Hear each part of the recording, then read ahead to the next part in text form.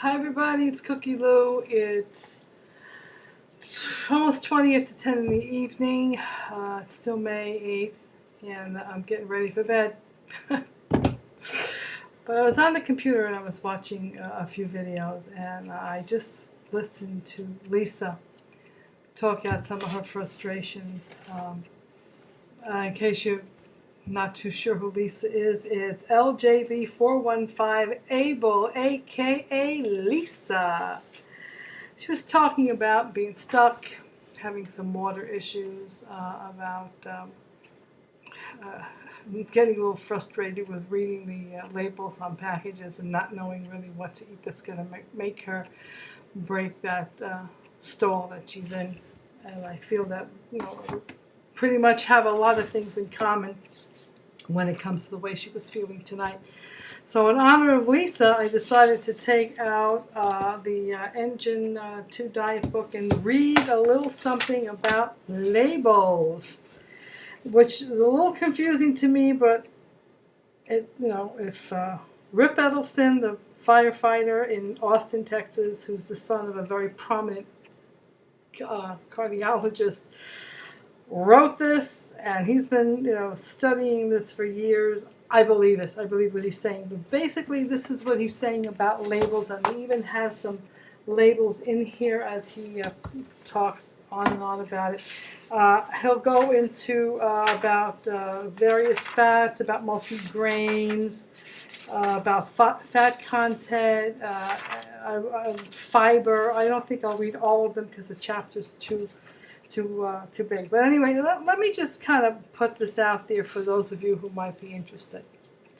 By the way, before I started this, I just watched American Idol today. I love this show. I love the entertainers on this show. They have got the best female singers that I think they've ever had in the history of American Idol. So those of you who are watching it, I hope you're enjoying it as much as I am.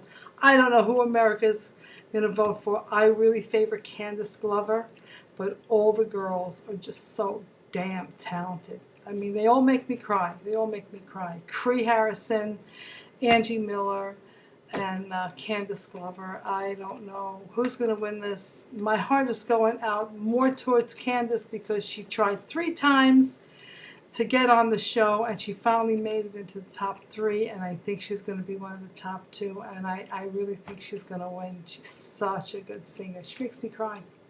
Anyway, back to reading labels. Rule number 1, never believe the claims on the outside of a package or box.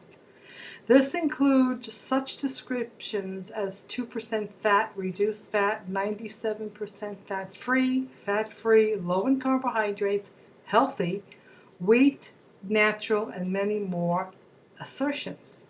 The food manufacturer's goal in using these terms is to lure you into purchasing their products. They could give a rat's rump about your health.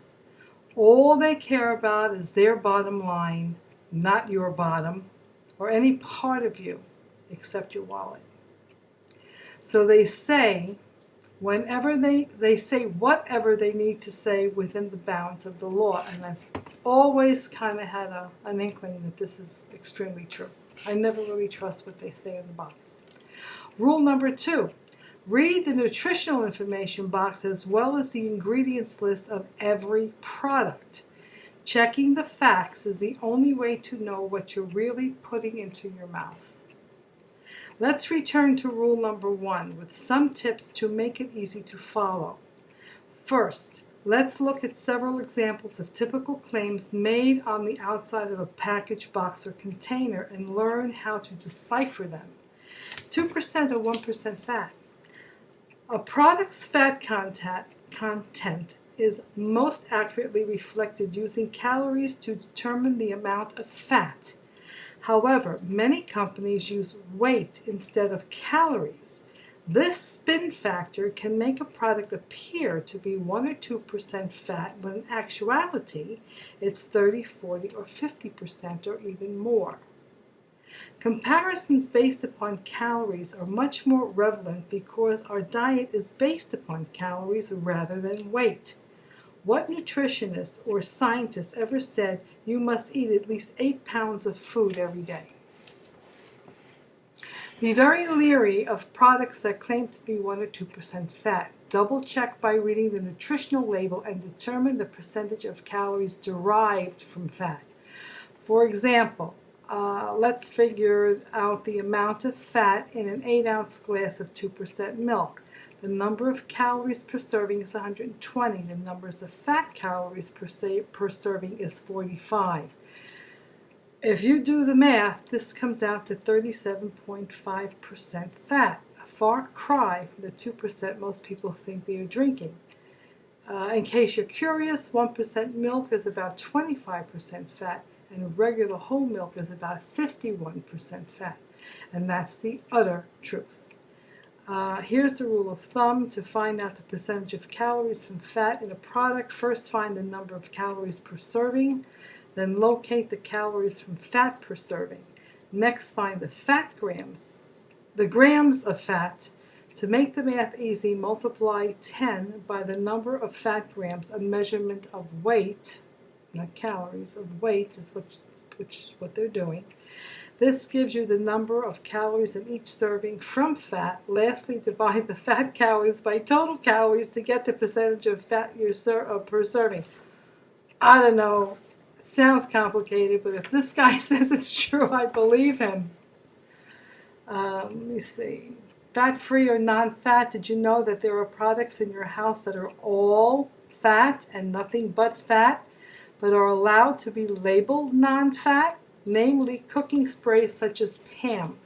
Now, Rip Edelson, the fireman who wrote this book, and in some of his recipes, he does use some Pam spray, to kind of no-stick his pan. And he does use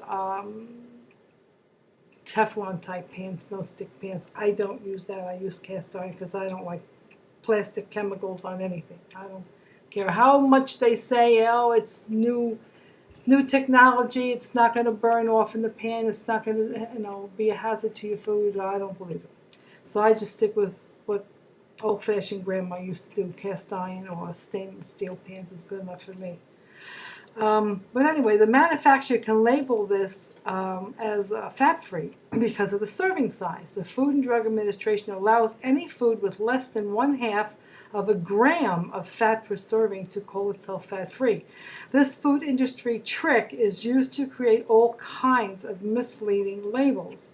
In the case of cooking spray, the manufacturers shrink the serving size down until it is less than 1/2 of 1 gram of fat per serving, creating 702 servings per container. A serving that small is the equivalent of holding down the sprayer for 1/3 of 1 second. Who does that? That's right, 1/3 of 1 second, which is physically impossible unless you have the lightning-fast reflexes of Bruce Lee. Zero trans fats. Several food companies attempt to pull the wool over our eyes by making this wonderful sounding claim in big, bold letters on the front of their packages. However, if you delve deeper by reading the ingredients list, about halfway down you'll often find hydrogenated oils hiding. These produced trans fats, which I'll talk about more on page 116. For example, Mission Tortilla Plus makes a good-looking wrap that advertises itself as 0 trans fat per serving. Turn the package over and you will see partially hydrogenated soybean oil, a source of trans fat. The claim takes advantage of that same FDA rule that allows food with fat to fib about itself. Multi-grain, cracked wheat, 7-grain, stone ground, 100% wheat enriched flour, unbleached flour, semolina, or even whole grain blend. Some of these claims can be genuine, but far too often they're not. Here's how to tell. A cracker, bread, or pasta is not really whole grain unless the first ingredient listed is whole, the word whole, W-H-O-L-E, followed by the type of grain. For example, whole oats, whole rye, whole wheat, whole semolina, or whole durum wheat. The following are not whole grain products: semolina, durum wheat, enriched durum wheat, bleached flour, unbleached flour, etc. You know what I'm talking about. For example, wild oats makes a wheat cracker. The first ingredient is enriched wheat flour. This means it's not a whole grain cracker at all, but a processed, refined one, usually with fats and oils in it. On the other hand, Rye Vita makes a rye and oat bran cracker. The first ingredient is whole grain rye flour. That's excellent. Keep your eye out for the word whole to ensure that what you're getting is truly a whole grain product. Natural or healthy. Too often when you see the word natural, it means someone is trying a little too hard to get your attention. Just because something is labeled as natural doesn't mean it's healthy. For instance, Earth Balance makes a product they call a natural buttery spread. They also claim that it's non-GMO, which is genetic modified organism, something like that. Contains 100% expeller pressed oil and is non-hydrogenated and 100% vegan non-dairy. I'll have you know that 1 tablespoon of this product contains 120 calories of pure fat. And guess what? If you hear that alarm clock, it's my signal to remember to take my damn Coumadin blood thinner pill so I don't forget. Guess what? All 120 calories come from fat. You can put lipstick on a pig, but it's still a pig. You can dress up buttery spread to make it look healthy, but if it's 100% fat, it's all fat. As you can see, I was able to uncover the hype about numerous foods by following rule number 1. Never believe the claim on the outside of the package or box. If you're like me, someone who seldom has the patience to read instructions, I want you to take a deep breath and relax. Label checking can be a lot of fun, and within 2 or 3 trips to the grocery store, you'll find it will be a breeze.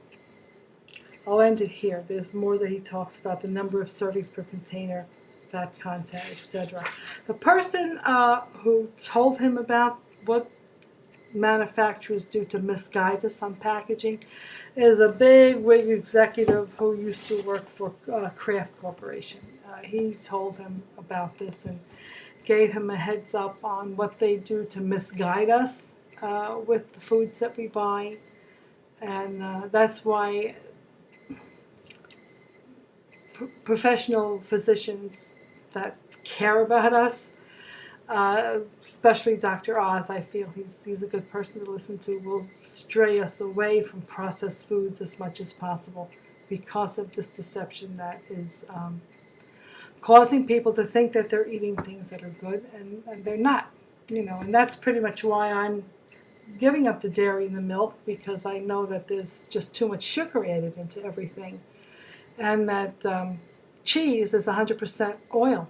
It's 100% fat. And a lot of us out here in weight loss community eat a lot of cheese as our protein factors, and it's all 100% fat, very high calorie. And any cheese that we get that is the color yellow, yellow American cheese, yellow cheddar, whatever, that is added coloring. Cheese doesn't come out yellow. It's made that way, made to look that way because of dye and and a lot of the flesh that we're eating, of course, we've all heard the problems with chickens, the problems with beef. And now I've also seen the problem with fish. A lot of it is farm-raised fish, and they're so packed into their little pods that there's no room for them to swim. They just flip to keep moving so they can breathe because they're so packed in together.